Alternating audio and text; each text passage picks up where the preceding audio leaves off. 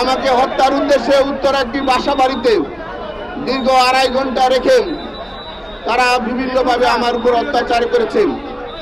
ওরা ভেবেছিল আমার মৃত্যু হয়েছে, মৃত্যুর কথা ভেবে তারা সর্বশেষ বিভিন্ন হসপিটালে তারা হামলা চালিয়েছে।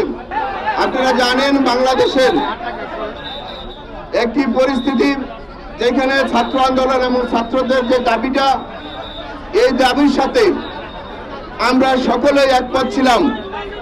মাননীয় প্রধানমন্ত্রী সহ রাষ্ট্র এবং সরকার সকলে একমত ছিল।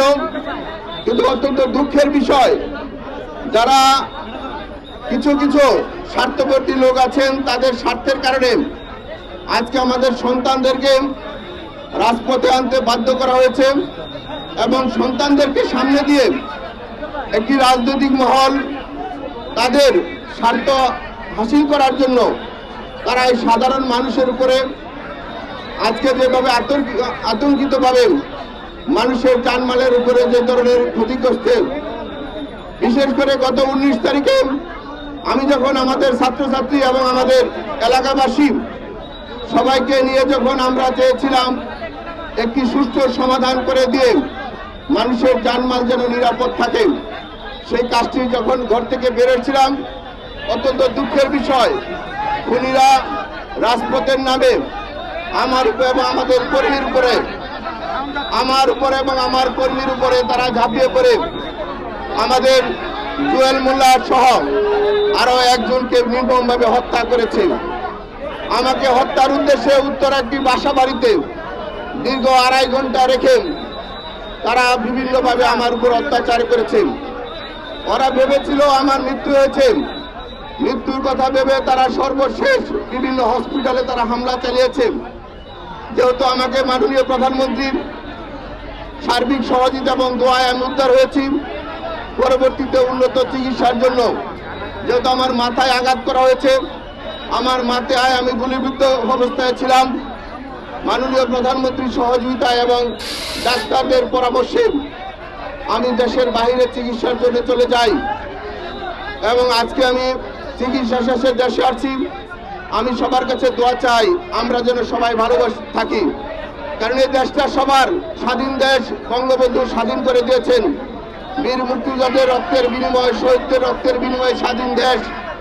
এই দেশের সকলেই নাগরিক সবাই যেন জানমাল নিয়ে ভালো থাকে এবং আমাদের সন্তানরা যেন ভালোভাবে লেখাপড়া করতে পারে, দুর্নীতিবাজরা যেন কোনোভাবে রাষ্ট্রের মধ্যে আশ্রয় প্রশ্রয় না পায়।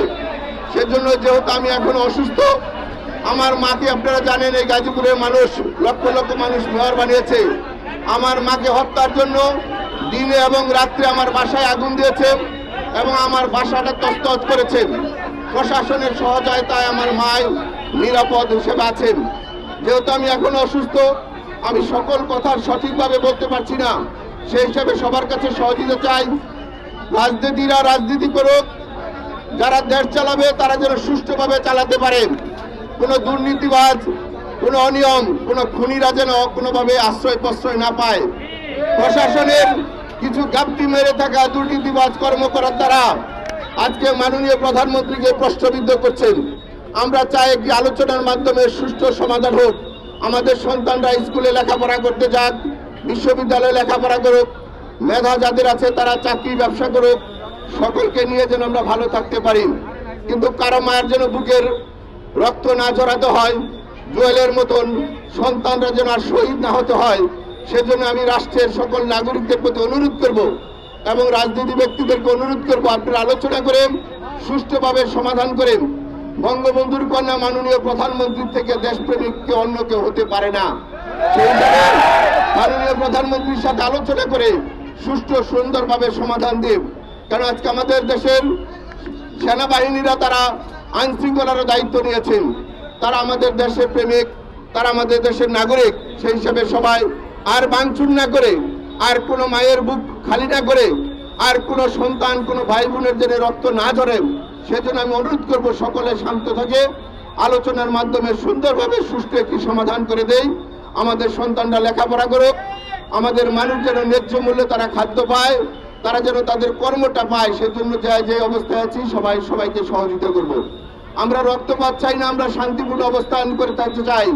আমরা সকলেই নাগরিক, কাউকে রক্ত ঝরিয়ে, কাউকে মেরে, কাউকে হত্যা করে গণতন্ত্র এবং মানুষের কল্যাণ করা যায় না।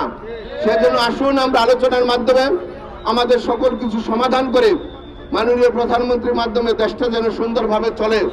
প্রশাসনিক কর্মকর্তারা তারা কাজ করুক, রাষ্ট্রের যারা মালিক জনগণ তারা যেন নিরাপদ এবং সুষ্ঠুভাবে তাদের জীবনযাপন করতে পারে। এইটাই সবার কাছে সহযোগিতা এবং দোয়া কামনা করছি। আমার এই প্রিয় জন্মভূমি, আমার এই বাংলাদেশ এবং আমাদের গাজীপুর সিটি কর্পোরেশনের মানুষ, সকল মানুষ নিরাপদ থাক, ভালো থাক। আমি আবারও বলছি, জুয়েলের মতন, আব্বাসের মতন, তাদের মতন যে যারা জীবন দিয়েছে তাদের মতন যেন আর কারো শহীদ না হতে হয়। অনেক ছাত্র, অনেক পথচারী, অনেক দলীয় লোক তারা আহত হয়েছে, নিহত হয়েছেন। তাদের আত্মার প্রতি শান্তি কামনা করি।